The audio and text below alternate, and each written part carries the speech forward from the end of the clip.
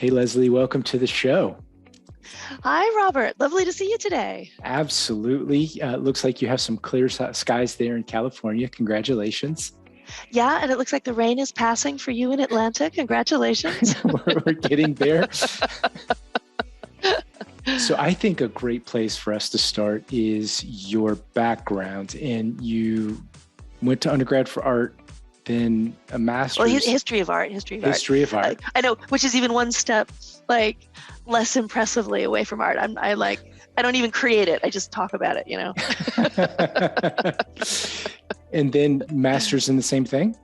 Master's in the history of art, yes. Yeah. All right. Were people asking you what you were going to do with it? Oh, absolutely. Absolutely. And really, if you have a master's degree or any kind of graduate degree in the history of art, there's two options. You can become a university professor or a museum curator, not creator, sorry. And in fact, all of my graduate school friends are either today, university professors or museum curators. But I took a different path. I decided, I don't really want to do either of those two things. I'm studying this because I love it, but all right, what am I going to do now? And you ended up in marketing, but that was a non-traditional way you got into marketing, right? Yeah. Well, after I left graduate school and I was sitting around going, what do I want to do? I actually had the opportunity to go on the game show Jeopardy, and I ended up being a 5-time champion. And this is back when they retired you after 5 games, and so of course I've always wondered how far I would have gone. Right. But then there's about at least for me, there was about a 3-month gap between the time when they taped the shows and when the shows aired. And during that time, you're not supposed to talk about it at all, total news blackout. But I met a reporter for the Wall Street Journal at a party. Oh. and I'm like, okay, promise not to tell anyone, I said to the reporter for the Wall Street Journal. But I'm like, I'm a big winner on Jeopardy. They ended up doing one of the front page features on me, how I was a young woman, not a traditional Jeopardy winner. This was back in the 90s when there actually were very few women who won, and I was in my 20s at the time. And as a result, and they waited until my shows had aired before they broke the story, so it was okay. I didn't violate any of my contractual obligations to Jeopardy or anything. But as a result, I got job offers because basically the Wall Street Journal put my resume on the front page and said, this woman is looking for a job. And so wow. I got 15 different job offers, and I ended up doing marketing at EDS, an IT firm based in Dallas. Nice. And then you evolved through that process, and now you're sitting at the hub of all new things in tech for Nokia, right? Yeah. And part of that, that's kind of, we just, in that one phrase, we've kind of got a 20, 25 year journey. But it was really, my philosophy is always, say yes. And so especially the more unexpected it is, and understand what drives you yourself. And for me, my main drivers, and these are kind of, abstract values, right? My main drivers are education, curiosity, travel. And so anything that kind of scratches those needs for me, I'm willing to do anything, learn anything, go anywhere. And so I ended up spending a year in Indonesia. I ended up spending 8 years in Australia and then 11 years in Finland. And I went to Indonesia and Australia with EDS. And then while I was in Australia, I switched over to Nokia. And then there I went to Nokia's headquarters in Finland.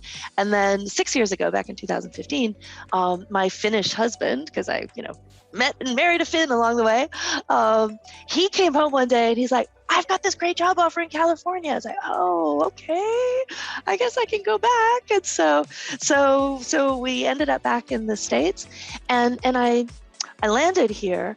And the thing to understand about Finland is that Nokia is and has been such a dominant company. Finland's only got 5 million people, and Nokia was such a global presence when the handset business was at its peak, that really the entire society and in all industry is very much heavily oriented towards telco and has a view of telco as like this really sexy cutting edge thing. Well, I get to California, people don't think that way about telco here. Instead, it's like, oh, telecommunications, that's that infrastructure-y governmental kind of thing, isn't it? And I'm like, well, oh my gosh, people don't think that what I do is sexy anymore. This is bad. Okay, well, what do people think is sexy?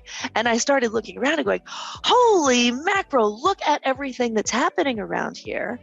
And even though the job that I had, what Nokia had, what I was doing for Nokia was when I first came to California, it was not about scouting for what's happening. But I realized that my industry, the telco industry, was not paying attention to the things that I was seeing around me in California. I took it upon myself to start doing that research, to start bringing that information both within Nokia and to our customers, who are the phone companies of the world. And people saw value in it. And after about a year of that, Nokia made it my full-time job. So prepared for Jeopardy and how you prepared for this role. Are there any links at all? Oh, absolutely. It's about curiosity and never being satisfied with what you think you know. Always coming from a position of humility when it comes to knowledge and understanding of the world. You're never done. So even now, competitive trivia is a big part of my life, and I am always looking for things that I don't know. And every time I see something, I make a new flashcard about it, and I've got 20,000 flashcards on my phone, and I review them every day. Not all 20,000, but a number. And so, and then the scouting, never assuming that I know or I understand, always coming in with an open mind and going, okay, I would like to know more about this. Even when I think I know a lot, I would like to know more. Tell me more. It's never done. What don't I understand? What do you see that I don't see? Here's my picture of it. What do you think? And part of that goes with my scouting activities. A lot of what I do is when I see that there is some company that has, said, oh, hey, we're doing this cool and sexy thing, then actually calling them and, we're sending them an email and saying, can you spend half an hour, can somebody in the company spend half an hour telling me about this thing? And for startups, quite often you'll get the CEO. It doesn't have to be. Anybody who's competent to tell you about what's going on, and having that conversation to understand where they're coming from, what problem they're solving, what they encountered along the way of developing their new thing. All of that goes into the hopper to develop the big picture. And the more you learn, I found that knowledge, and this is again both true of the Jeopardy knowledge base and my trend scouting knowledge base. Knowledge is like a Christmas tree, right? You have to put the basic structure in place. You have to know some basic facts about the flow and the understanding of stuff. But then in technology, you have to know some basic stuff about physics. It's like, what is possible technically? And then you that gives you a framework to hang all of the new information on. And the more that you have, the richer your view and your vision becomes, and the more beautiful your Christmas tree becomes, and the more that you can tie new stuff to, and the more spectacular and yet grounded in reality your imagination can become about what's possible in the future. Anyway, that's how my mind works. I love it. There's this quote, and I'm paraphrasing here, where Einstein, he says that genius is being able to express a complex idea simply. So when you're consuming this massive amount of information and then synthesizing and then regurgitating so it has value back to Nokia, what does that process look like for you?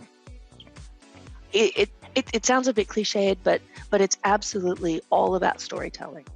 It's about connecting thing one to thing two to thing three, and then coming up with and this therefore means coming up with meaning out of connecting those things together and telling it in a way that anybody can follow it, anybody can see the significance of what you're talking about, and remember it. And if you're just talking about random facts, that doesn't work. If you actually create a storytelling and a flow, and even an emotional flow, then people get it, and people feel that you have brought them something valuable. That's a powerful statement. What are some of these technologies that you're finding the most important? Because we are at a point where there's a convergence of technology absolutely. touching technology, and it's exploding like we've never seen before. What is impacting you the most?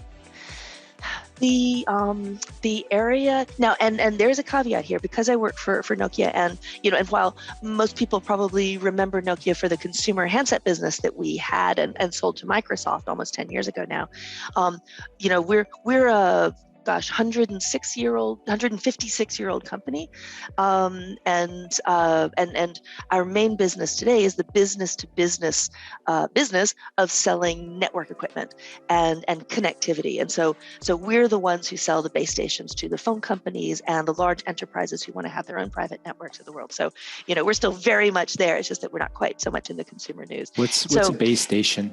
Oh, sorry. If you have your cell phone, the thing that the connection from your cell phone actually connects to, so it's the box hanging on the pole that you see in a distance as you're driving down the highway. Got it. So those boxes hanging on the poles, if you get real close, magnifying glass, they're going to say Nokia on them. And there's other providers too, but if you're in a good place, it's going to say Nokia. Absolutely. I go through that so that you can understand that. The one filter that I have for what's significant to me is connectivity. Is there a role for connectivity in this new development? Because that's what's of interest to Nokia, and that's what's of interest to our customer base, who are the phone companies of the world. And so with that caveat, that doesn't actually cut out very much, because connectivity is such a big part of almost everything. But within that, I'm finding the entire world of augmented reality and virtual reality and mixed reality. I think that's going to be the gigantic transformer of the way that humans and computers relate to each other over the next 10 years. The paradigm that we have right now, and that we've had since it's not quite.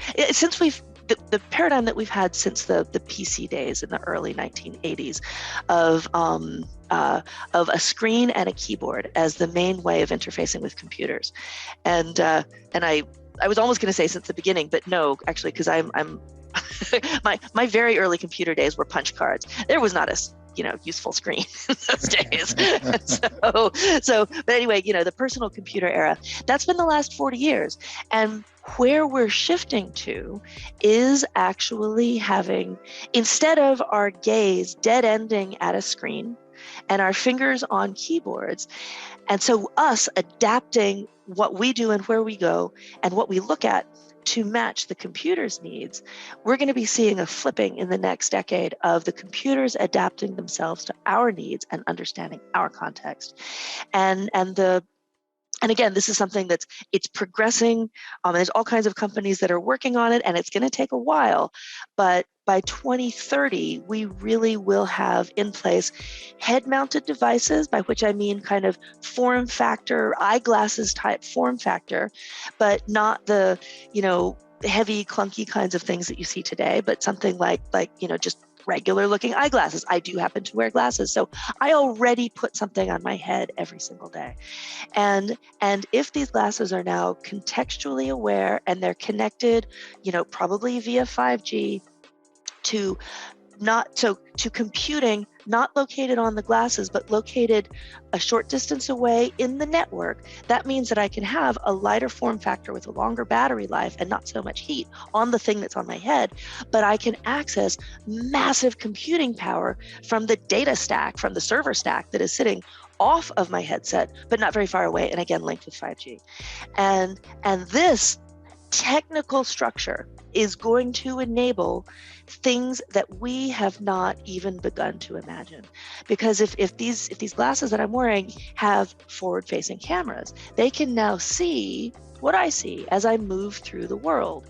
They can actually use 3D imaging or LiDAR to understand the spatial characteristics of the world that I'm moving through. And they can start to offer up information and entertainment based on the context in which I am at any time that I can then control. And if we actually have, instead of a screen as your main interface, this thing that you're wearing on your head, then what does the interface look like? What does the control mechanism look like? Well, now suddenly it's shifting from me needing to learn how to type to me being able to use gestures that are picked up by those front-facing cameras on the headset, and voice. Voice is very clearly established now. And so those two things together, it's like, glasses, show me menu, whoop, up pops the menu. And Microsoft and Niantic did a demonstration of this at Microsoft Developer Conference in March of this year.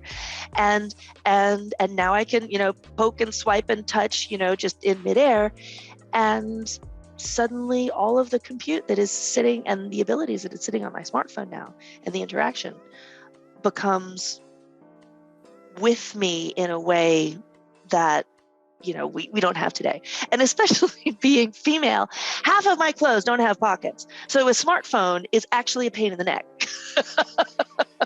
My fiance, anytime that she gets some sort of dress that has pockets or jeans that don't have fake pockets, we talk about it. It's a big deal. It is a big deal. It is a big deal. It's, on the other hand, if you do have stuff with pockets, you do get those unsightly bulges, so it's practical, but what is that, a tumor?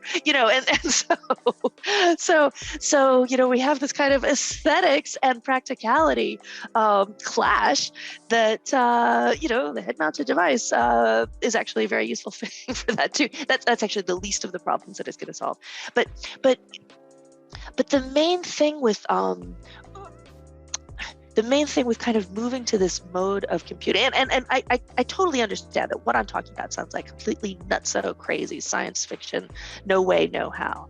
But once but it's going to come slowly, and there's going to be bare bones, and the early ones are going to be clunky and slow and blah blah blah blah blah. But by the time it all works forward again, I'm looking at 2030. It's things will change. Things changed very quickly in terms of the introduction of smartphones. And just the other day, I came across a really interesting. It was a replay of a November 1995 instance in which Bill Gates was a guest on David Letterman. And David Letterman is asking Bill Gates, "What is the internet for?" And Bill Gates is like, "Yeah, well, you can read any book in the world." And David Letterman's like, "Have you not heard of libraries?" And Bill Gates is like, you can like get in touch with all kinds of people."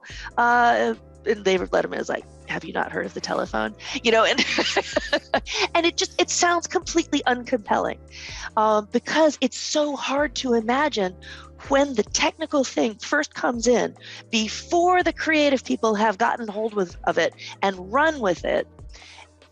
It's hard to imagine what it's going to do. The amount of times I heard I don't need a smartphone when they first came out, it was insane. Absolutely. Absolutely. But the really important gains that are made from something like the internet, it's not from the internet itself, it's from the union of many different things together. So it's the internet plus the smartphone plus the location information that comes from GPS. All of those things had to be in place before we could have Uber or Airbnb. Mm-hmm. And that's the stuff that's revolutionary. And so it's going to be the head-mounted display plus the front-facing camera, plus location-based, plus I don't even know, that's going to give us stuff that is going to change. I don't even know. But it's all kinds of giant question marks. But what we can be certain of is that things will change. Things will change. Yes. Now, you mentioned 5G and the connectivity being important. One of the things that we're seeing in the United States, and maybe it's the size, and that's what I want to ask you. So there's other countries around the world that are way faster, that are rolling out a lot quicker. So not just way faster in terms of implementation of 5G, but internet speeds, period. What's happening here in the US, and why aren't we where we want to be, and where are we going? Yeah, I mean, if you look at a country like South Korea, they covered the entire country in fiber, a decade ago. And, fiber is the wire line stuff. It's a fiber optical links that carry just massive amounts of traffic. I live in Silicon Valley, and I don't even have fiber available in my neighborhood. So yeah, the United States is a little behind in this. And because you were exactly right, the United States is flippin' gigantic. And we have a lot of people, and there's a lot of households to connect to things like fiber. And so that fundamental backbone is a big part of it, because the wireless part, that's just the link between your phone and the base station. You need to actually have fast stuff running from that base station on the pole that you can see to the rest of the internet for the full end-to-end speed to be spectacular. And so that's why even if you have like super duper 5G in the wireless leg, if you're then connecting to some kind of rickety old copper coming off of the base station, your overall experience is not going to be that powerful. So it's really, getting everything upgraded is difficult, no question. It takes time. However, we've got some bits of good news here. All of the phone companies in America have really done an amazing job of rolling this stuff out, and it's only because we're so big that it takes time. And the other thing is that we actually saw that COVID globally accelerated the understanding of how important connectivity is, because before it was actually really easy to just kind of like gloss over the rural areas. And this is not just true in the United States, it's kind of everywhere. It's like, oh, there's only 3 people in the countryside. Maybe we can skip that area because it's not going to be very economic for us to do, wireless even, let alone wireline. But, and when COVID first started and business people started staying home, nothing happened, no ripples in the industry. Next thing you know, it's a month later and school children have to stay home. Bam! Oh my God, the kids who don't have connectivity are going to fall behind. We need to do something about it. And that was really a global cry. And so what we saw was this acceleration of fiber infrastructure, and particularly rural infrastructure, all over the world, as the understanding that any child that is not connected is a child that is going to be left behind. And I mean, that was true before. It became even truer now. And I'm so pleased to see that broadband is actually something that's really being considered as infrastructure in the United States, because 100%, yes, it is. And wasn't there, California recently passed something where they're going to invest in internet infrastructure and then work with private companies, I think I saw, to be able to build more of a backbone, upgraded backbone in the state? So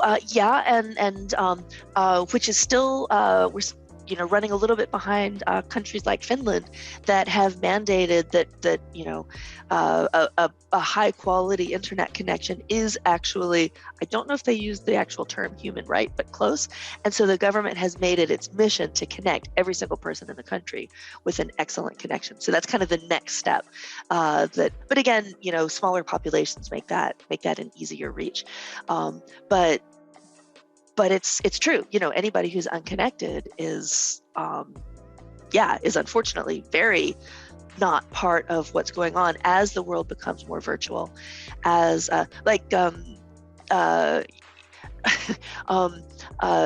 has already informed me that when they in the office in Silicon Valley that we have, I no longer have a desk. They just expect me to work from home, and I will just come in, whenever I need to have a meeting and stuff. And that suits me absolutely fine. So, but I've got to have a really good connection for that to be even possible. And yeah, so we're finally reaching, I think, a group understanding of the importance of high-speed connectivity for everybody, not just the people who happen to be luckily sitting next to a fiber line. What was so you mentioned punch cards. What got you into tech? What was that first introduction for you where you went, oh, wow. Yeah, well, I was always interested in science. Even though I did history of art, my I did double major. My other major was neuroanatomy, and so I spent a lot of time in the lab cutting up rat brains. Wow. And but that was very much a biology interest, and um, and then it was, it was kind of the luck of the draw, of those jobs that I got offered after Jeopardy. The marketing job seemed interesting and fun, and like I said, that took me to EDS, which was an IT outsourcing company, and I kind of by accident, after a couple of years there, ended up in the brand new mobile phone billing group. And I learned mobile phone billing systems, and I got introduced to databases, and I was like, oh, databases, I get this, I feel this. And I became an SQL jockey, and just loved it. And it was from that. And again, it was just kind of always saying yes, and like sitting, sitting next to people who were doing something different and seeing what they're doing is like, oh, I think I could do that. And and just always showing a willingness to learn and then learning. and, yeah, so it was just kind of an eventual process, but also looking around and seeing where the gaps are. What are, and particularly, what are the things that our customers are asking for that we are not delivering? And how can I draw upon the network that I have within my organization to get the right people interested in looking for an answer to this question? And so that's very much, it's very much on the problem solving side, but quite often that does lead to technical solutions and technical answers. So discovering, what technology can do by looking for the solutions to problems. So I'm going to throw out a hypothesis based on that. Does your interest, actually, I can kind of see it all coming together, of creativity and brains and learning and tech, has that led you down the artificial intelligence path to learn what's happening there? Yes, but a bit from a distance. Because I see AI as an enabler, the same way that 5G is an enabler. And so for me, there's technical building blocks, and it's important for me to understand the current limitations, capabilities, and limitations of the different building blocks that are out there. But where I add value is imagining what happens if you put these things together. Because you get the AI guys who were just looking at AI, and you get the XR people who are just looking at XR, and so I'm kind of a, I guess, interpreter. I sit in the middle and I'm like, okay, here's the AI, here's the XR, and then here's the whole world of human problems out here. How do we actually bring these things together to start seeing where we could see some effective changes in the future? And so one example of this is, with talking about and going back to the head-mounted displays, the HMDs for kind of, XR kinds of things. Sometimes when I talk about head-mounted displays, people go, yeah, well, Google Glass didn't go anywhere, so, no way, that'll take off. And actually, head-mounted displays are working really well in enterprise situations right now, particularly in the see what I see kind of scenario, where I'm the person on the ground, and there's some expert who is being able to look through my eyes because of the glasses that I'm wearing, and they're located somewhere completely different in the world, and they can tell me, what it is to do next if I run into strife. So, so that's really good.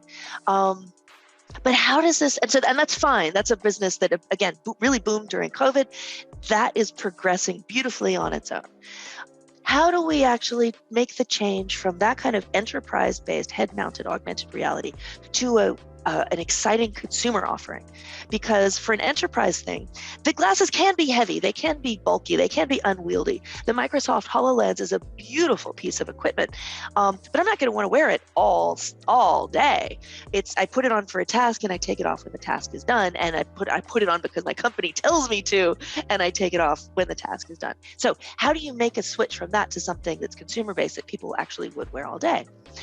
Well, the key, I think, here, and again, this is putting together different things that I've seen out there, understanding the different texts that are coming and understanding the glasses are going to be getting smaller and lighter. But then looking at some of the different things that are out there. Apple has filed a patent. Whether they act on it, I don't know. But they have filed a patent to do vision correction with augmented reality glasses. I already wear glasses. My glasses are going to have vision correction in order for me to put on some AR headset. Okay, that's really good. Then there's another thing, Facebook Reality Labs. They've been working with, they've been working on doing enhanced audio based on where your gaze is. So if we're in a crowded restaurant and I look at you, then these glasses, again, for the form factor, for catching where my eyes are pointing, it will enhance the audio that's coming from you and dampen down the audio that's coming from the crowded restaurant around us. But if I then turn to look at the waiter who's come up to take our order, then his voice will actually be prioritized. So, okay, that solves a real world problem. And then putting those two things together with other things that we already see from other areas, like subtitles. Microsoft is doing some really nice work in real-time subtitling in Skype.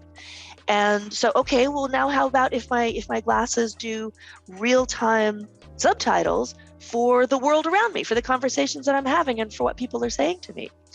And if I've already got that, and I add, again, like a 5G connection to a big stack over here at the network edge, well, why not just make that translation into another language while we're at it? Yes. And so these are 4 separate things, each one coming from a different place. They all have to do with sensory enhancement. And so I personally, and so from this research and from putting all of these things together, my personal feeling is that the consumer head-mounted device will actually have its first main use case that makes it take off as sensory enhancement. One or multiple of what I was just describing.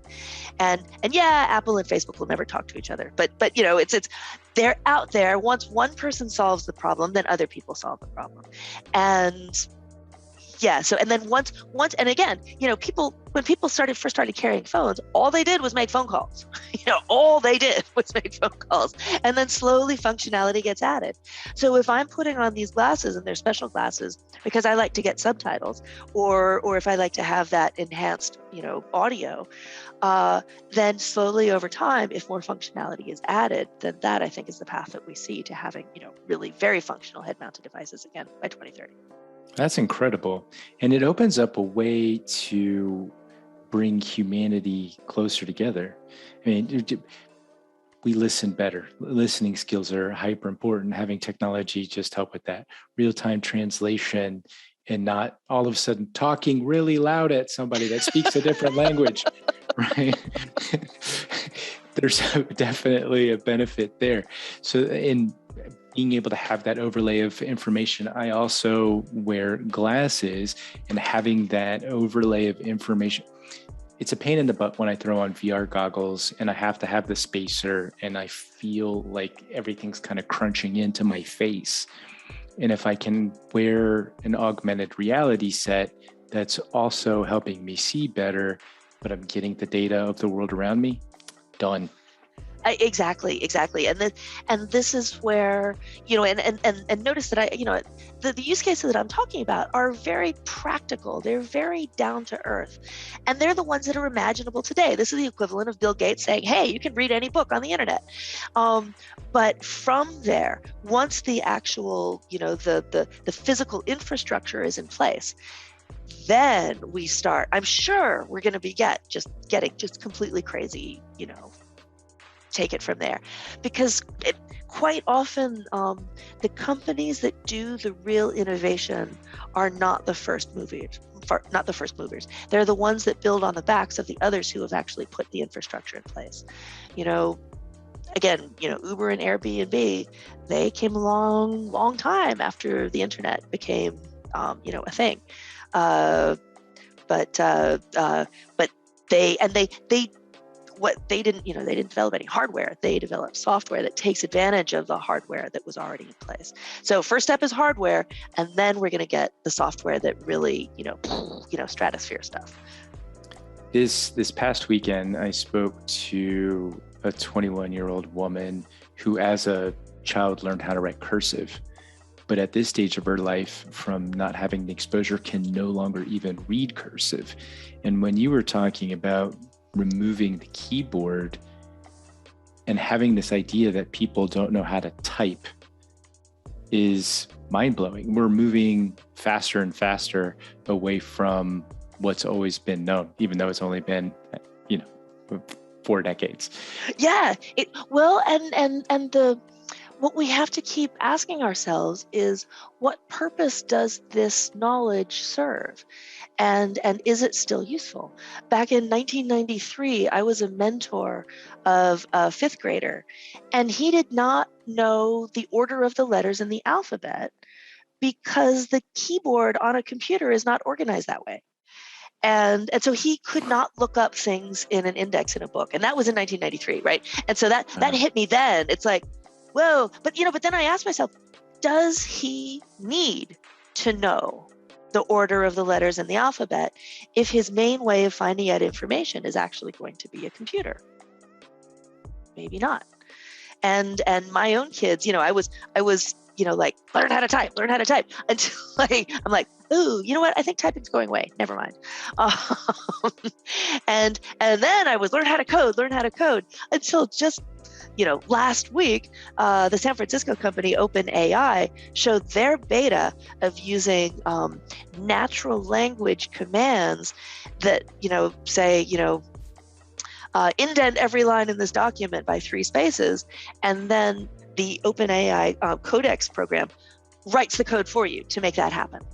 And just from that statement, that's, okay, you know what? That's just a first instance, and right now I think they're at 37% accuracy with the statements. They can fulfill 37% of the statements that people make. That's still, 1 in 3. That's amazing for something like that. And I think this is the future. Okay, maybe my kids don't know how to code anymore. And when I took accounting, it was absolutely, here are the columns, credits left, debits right, and here it is on paper.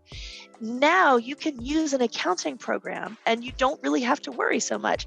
Credits left, debits right going on in the back end, because you rely on the system to do it for you. And there's a trade-off here, because if computers go away, suddenly we can't do it ourselves. And so that's how certain are we that computers are always going to be here to help us? So if computers do go away, we're the planet of the apes in no time. True. I don't see people stressing about needing to ride a horse if a car goes away. So it is possible we could have maybe an EMP from a nuclear blast that's off ground that gets rid of a certain area, but there's still going to be connectivity other places. It would have to be a monumental international effort to get rid of technology I feel for that to happen. Exactly. So, fingers crossed, I'm taking the optimist path here. Yes. But even reading books, and I know that this is like heretical, and I mean, I read voraciously all the time, and my kids just don't. My kids consume video, and at first I was like, turn off the computer, go read a book. But talking with them about ideas, they have and are exposed to as many, if not more, ideas that I have been exposed to in my lifetime of reading books by watching the videos that they consume. And one really powerful thing is that they are actually, like my 13-year-old can do like a really good Australian accent. When I was 13, I don't know if I had even heard an Australian accent, ever. And and there's a unification of the world that's coming from user-generated content that was not there before, where to get an idea out there, you have to go through a publisher, and then, and so you have to buy the book and you have to read the book. The spread of ideas is so much faster. And yes, there's good and ill in that, of course.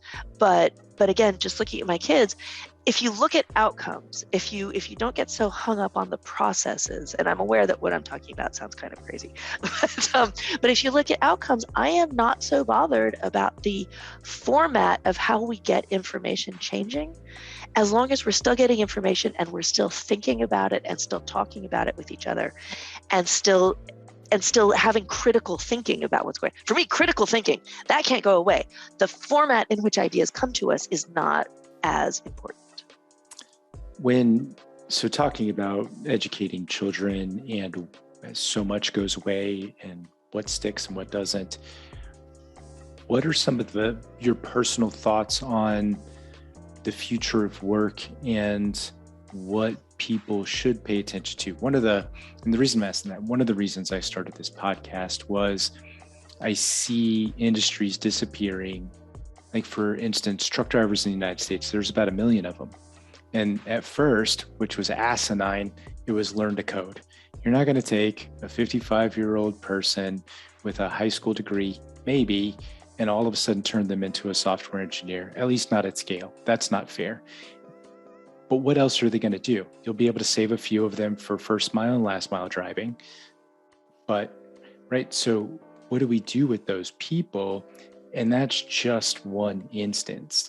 So for people coming up, and as fast as things are changing, what should they focus on? Or how do they learn what to learn to stay employable?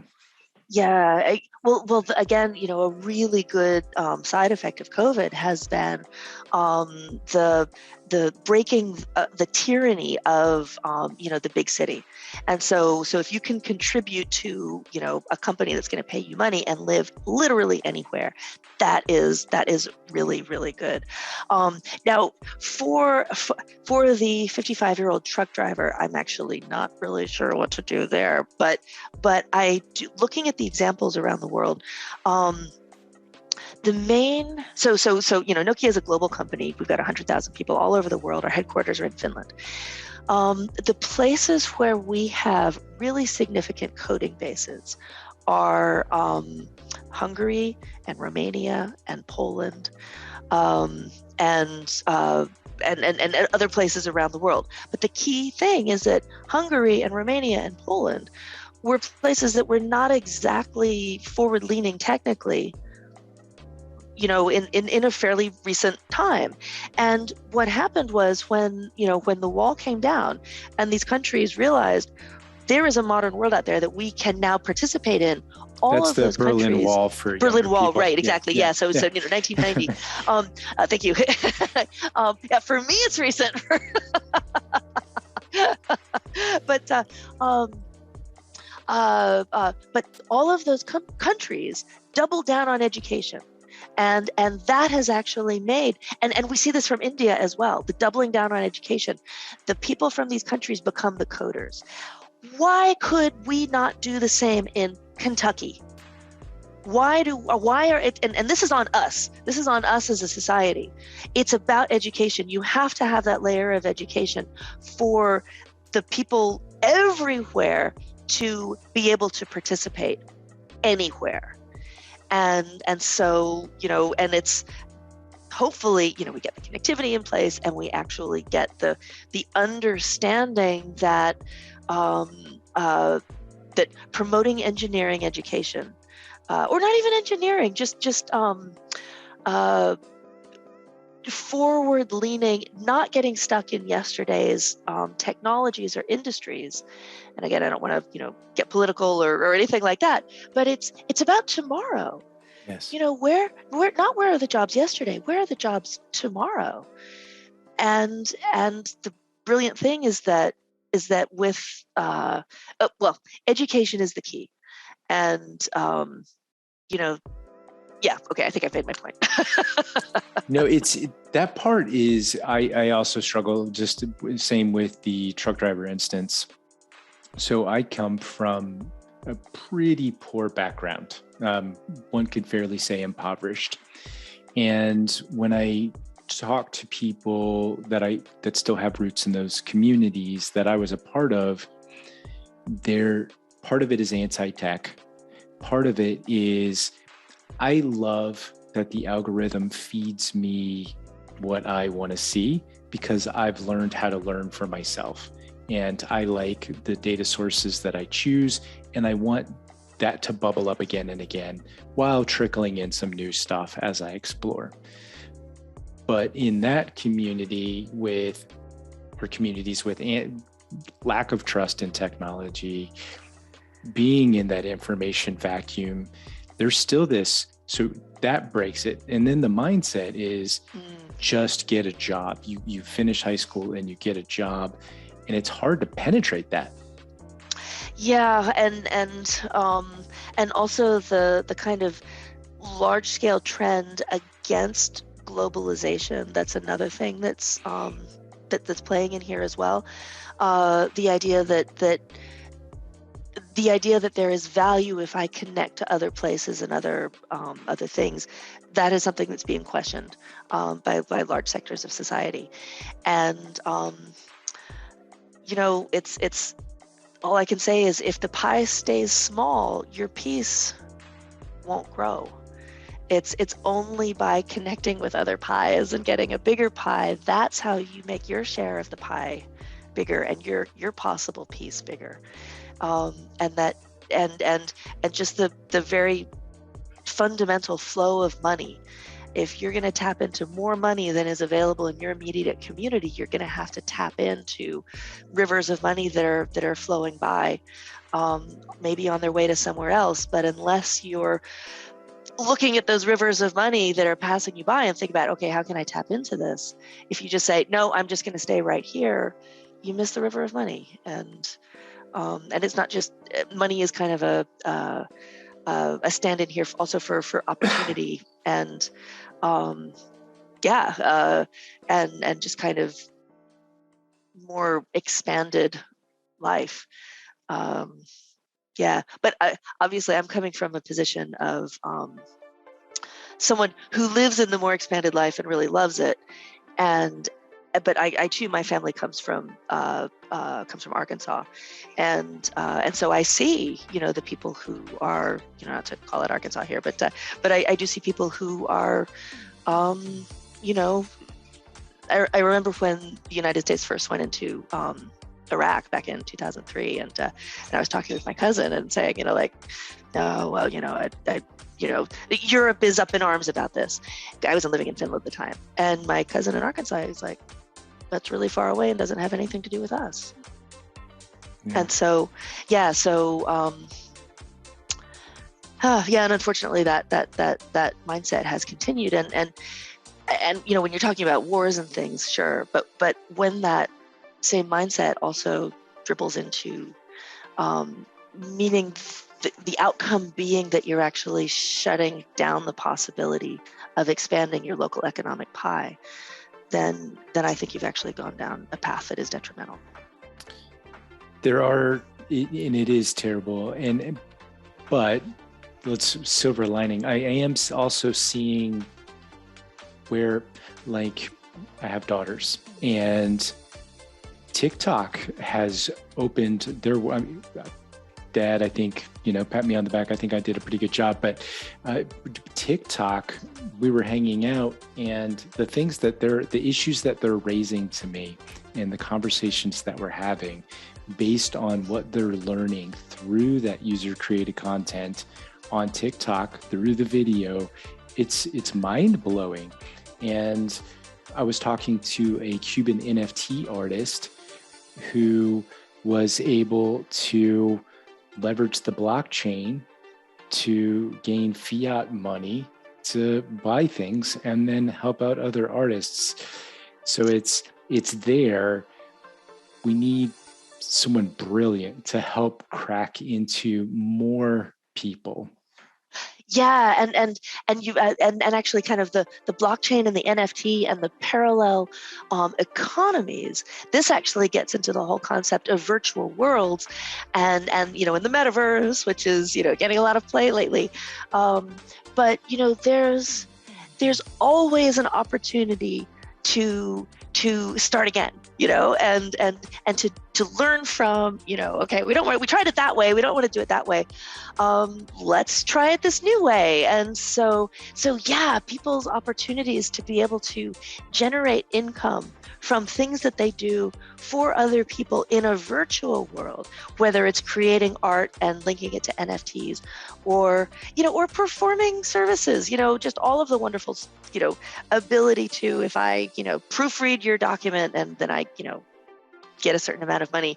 And we never met, and we never will meet, but, just all, again, we're back to, that is kind of more of a globalization model, but the possibilities are just tremendous the more we connect. And again, the more infrastructure is in place to help us create new ways of doing things that maybe we haven't questioned enough.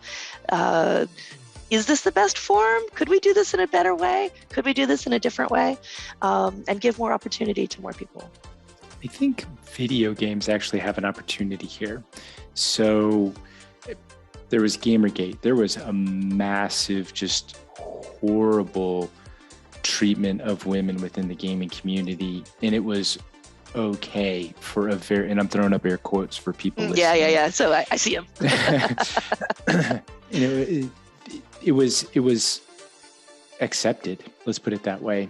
And then it reached ahead. We had our world get smaller with the technology, and it became unacceptable. And there were a group of people that wanted to continue the behavior, and there was this tipping point to go, absolutely not. And then they became shunned, and it was no longer. And then there was education and rehabilitation and reintegration.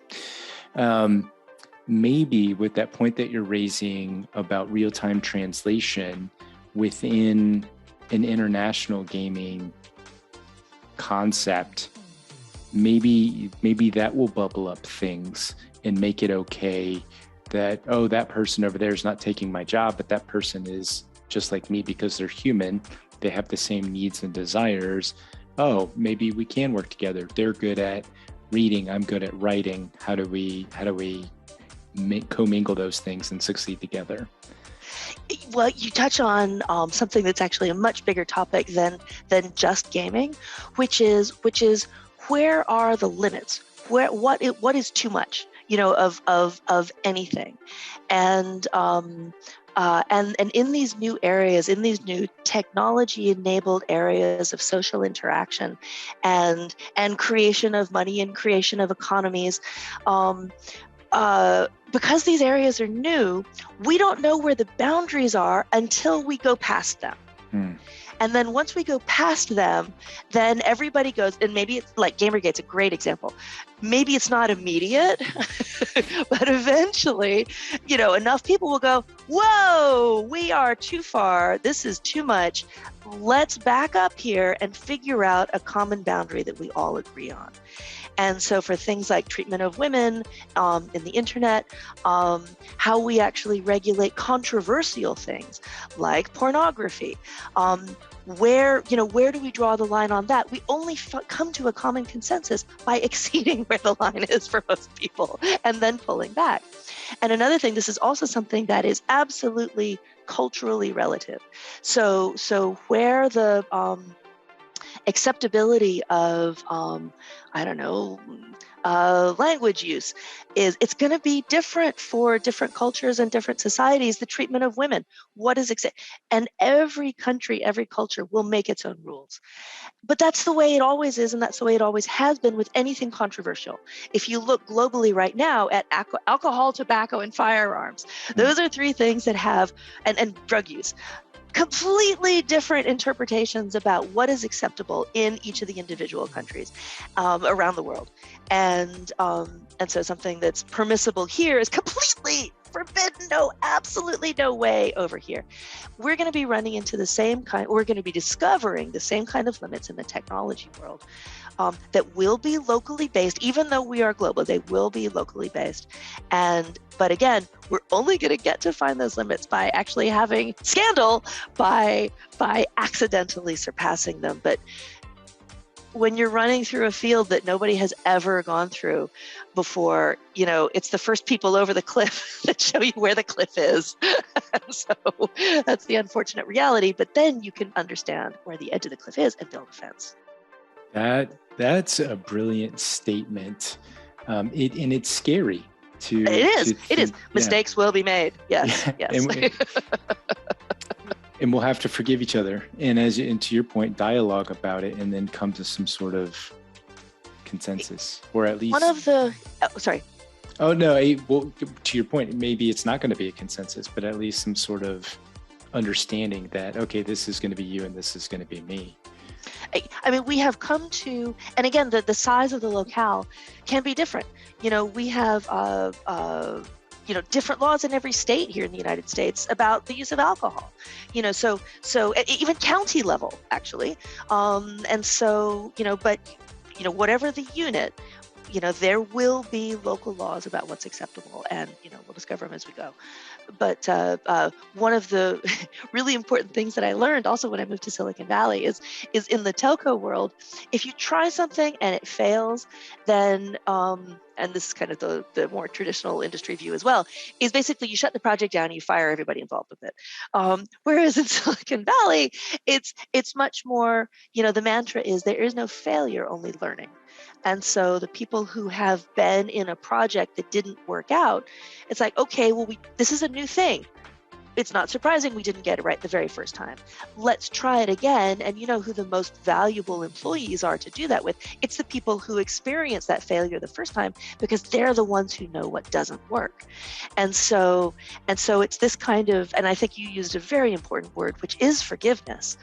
Having forgiveness and understanding that in the end, we're all human, and with very few exceptions, everyone has good intentions. I mean, sure, there's like the hacker and the malware people, but overall, people have good intentions. And understanding that and forgiving the ones who are the first ones over the edge of the cliff. You know what? They didn't know where the edge of the cliff was. So, and as you said, that process of, forgiveness and rehabilitation and welcoming back, that needs to be something that is in all of our DNA as we go forward with this. I mean, the whole vision of augmented reality glasses that I painted for you, that has the potential to be an absolute flippin' nightmare for privacy. So, so we're going to have to proceed very, very, very carefully, so that when we do find where those cliff edges are, we don't go too far, too fast over them, and just be alert for the pitfalls that we understand, but also be alert that as we move into new territory with anything, there's going to be pitfalls that we did not anticipate. But to have as much kindness and forgiveness for those who are the pioneers that go over the edge, so that we can get to a common understanding and get the problems behind us and move forward. What are some of those privacy concerns you're thinking about? If, say, you've got front-facing cameras that are parsing the world around you, what do we do with other people's faces? What do we do?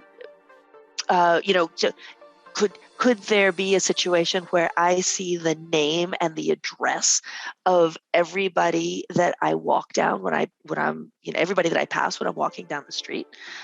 That's probably too much. I mean, we used to have phone books where you could actually look up people's names and addresses along with their phone number, but now our privacy has shifted, and we really do try to separate the name from the address. I mean, it's really interesting how the concept of phone book has actually really, become, that's something that today we wouldn't welcome as much. So that just shows how, things shift and change very much. Or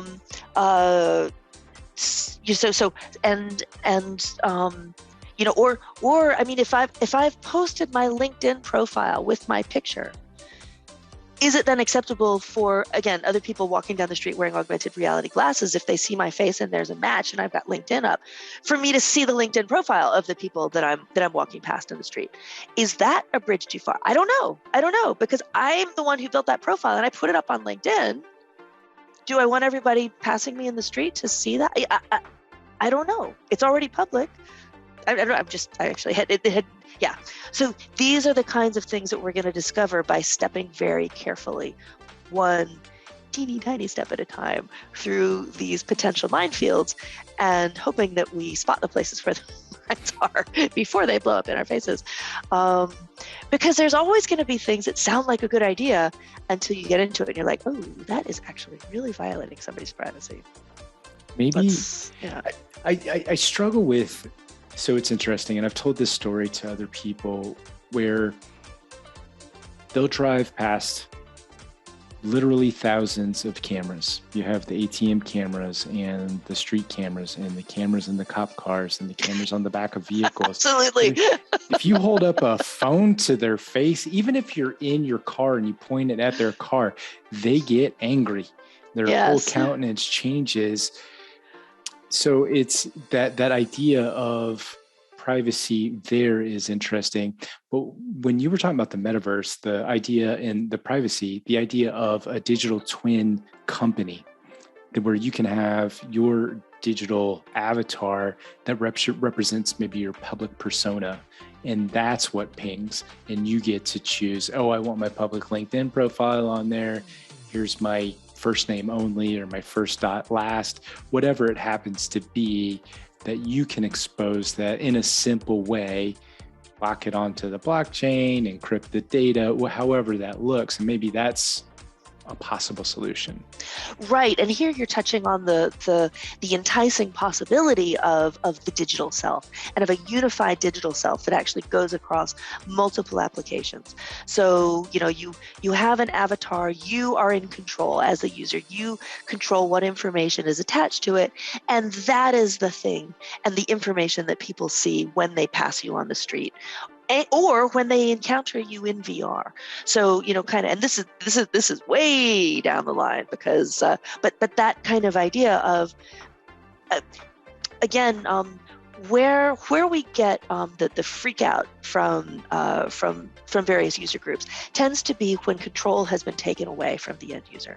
So, end user control. That has to be, that is actually how you step very carefully through the minefield, by making sure that the end user has control over things at all points, and never just, hey, I'm going to do this, and if you want to not have it, opt out. No, opt in if you want it. Well, simple stuff, but it's amazing how many companies get these things wrong. And so, but yeah, this is who I am. And the really exciting thing about the digital self is that this actually is a path to some really serious getting away from stereotypes. Because if you encounter me in virtual reality, and my avatar in virtual reality is, a giant hamburger, or or an oak tree. What you get from that is not anything that has anything to do with how I look, or how old I am, or any of the kind of absolutes that we can't change about ourselves. But it's got everything to do with who I think I am and how I want to represent myself out there.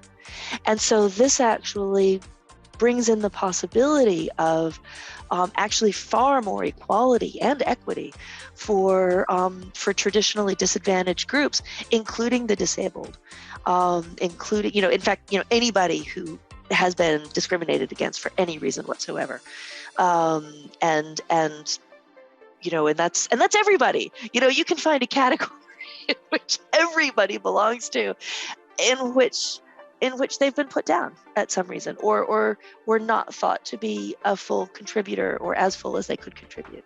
So this ability to actually have, okay, today I'm going to be a rainbow unicorn because that's who I am today. And I'm going to go to my business meetings as a rainbow unicorn, deal with it. I do think that is, we're going to be less bound by the physical, and we're, in a way, digital selves are going to let us be able to express our inner selves and even a more spiritual reality than perhaps we can accomplish with the physical. That concept's going to curb a lot of the conversation that we're having around identity today. As we inhabit those digital worlds, and it becomes less of a thing outside of maybe medicine and the personalization of treatment and health, DNA, but just the human to human interaction in society and culture, done. It goes away. And maybe even voice modulations, right? Absolutely. Sometimes, I've lived all over the world. I speak multiple languages, and sometimes I catch myself hearing somebody speaking, a language in a strong accent, and I catch myself thinking, like, they're, maybe they don't know what they're talking about, and that's a deep confession, and so, if we use voice modulation to take away anything that makes somebody seem like an other in any way, shape, or form, now what's left is I am no longer stopped by the concept of the person in any way. I am going straight through to the ideas, and I am connecting with the other person on the idea plane. And that, I think, is actually, that's ideal. It's almost like we're using technology to get to the John Rawls idea of the veil of ignorance, where you can, what if you didn't know, like if you were to start over and you were going to build your own life and you had no idea, and build society, and you had no idea where you were going to end up, what kind of world would you build? It sounds like from this dialogue, we have that opportunity to start creating that. I think we do. And the ability for that new world to be one in which stereotypes and the preconceptions that we have about other people and their capabilities, if I'm talking to a giant hamburger, suddenly my preconceptions have gone away. Maybe I've got a different set of preconceptions. I can see some fast food companies selling that skin right now.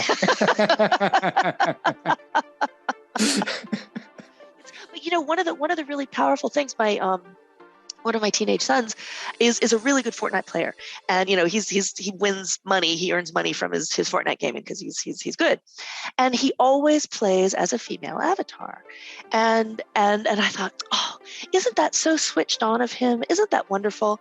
I'm just so glad. Until I finally asked him, I said, why do you always play as a female avatar? Is it because you're like, really, really groovy and like, understanding the female role in society? He's like, no, he's like, females are smaller, they're harder to hit. It's her strategic choice. Wow. Yeah. And I'm like, oh, okay. I hadn't thought about, okay. And that goes back to what we were talking about at the very beginning. Always ask more, why are you doing this? What's this all about? But the thing is, okay, so that was his choice. It's a strategic, like, okay, if I'm a smaller body, I'm harder to hit. But he has been playing Fortnite, daily for the last X years, seeing himself represented on the screen as a woman. You can't tell me that is not going to have an effect on how he perceives women going forward and how he perceives women as able and valid holders of power in this world. 100%. You can't tell me that's not going to have an effect on him. 100%. And yeah. So this isn't just some kind of lighthearted thing. If I'm a talking hamburger, people can't guess that I'm a woman of my age. Yes, and it's much more profound than that.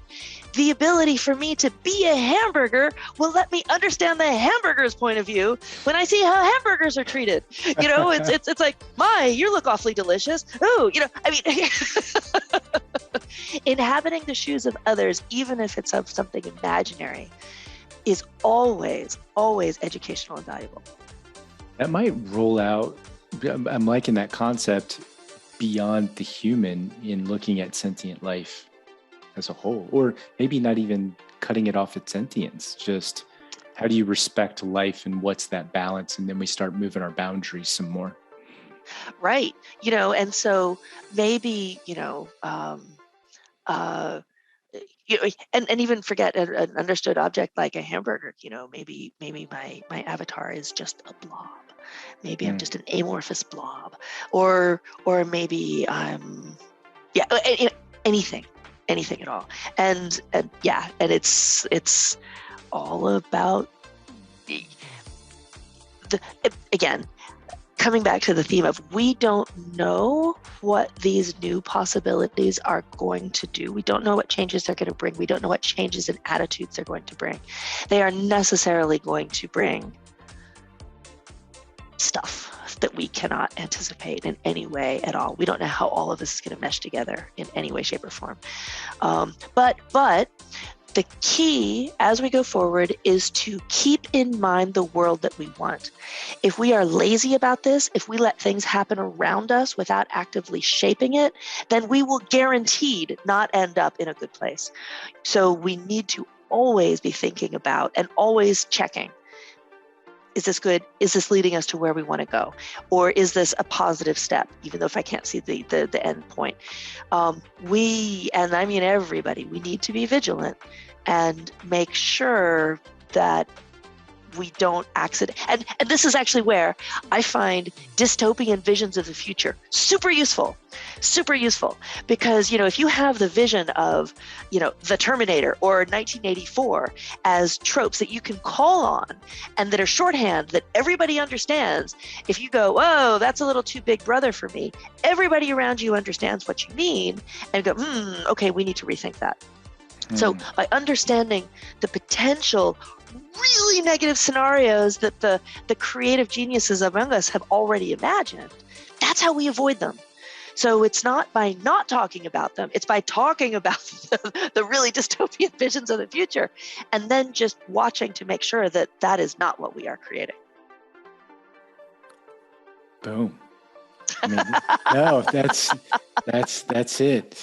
The only thing I think I can add to that is, and this isn't my idea, I got it from Raphael Brown, who his company created the Lil Nas X virtual concert inside Roblox.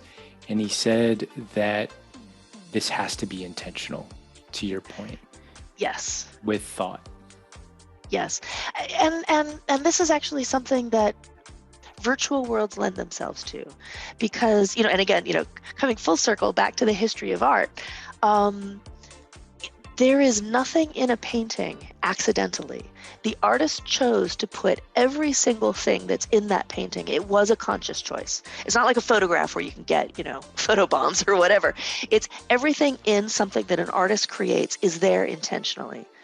So as we create our virtual worlds, this is our opportunity to be intentional about the worlds that we are creating, and to make sure that everything that's in there is something that we want to have there.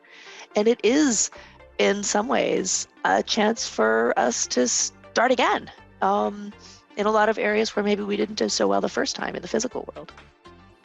And that's perfect. Leslie, thank you so much for this show. One of the best things about doing this is to be able to connect mind to mind and learn from somebody like you, who's brilliant, who's kind, who thinks through things. And thank you so much for sharing that with me, with the audience. And I thank you for just the fact that we now know each other. And I look forward to seeing more from you. And hopefully we get to connect again in the future. Well, Robert, thank you so much for your kind and thoughtful and thought-provoking questions. It's an absolute pleasure to have a conversation with you because you're not afraid to to go there and to take me there too. Stay safe in California. Stay safe in Georgia.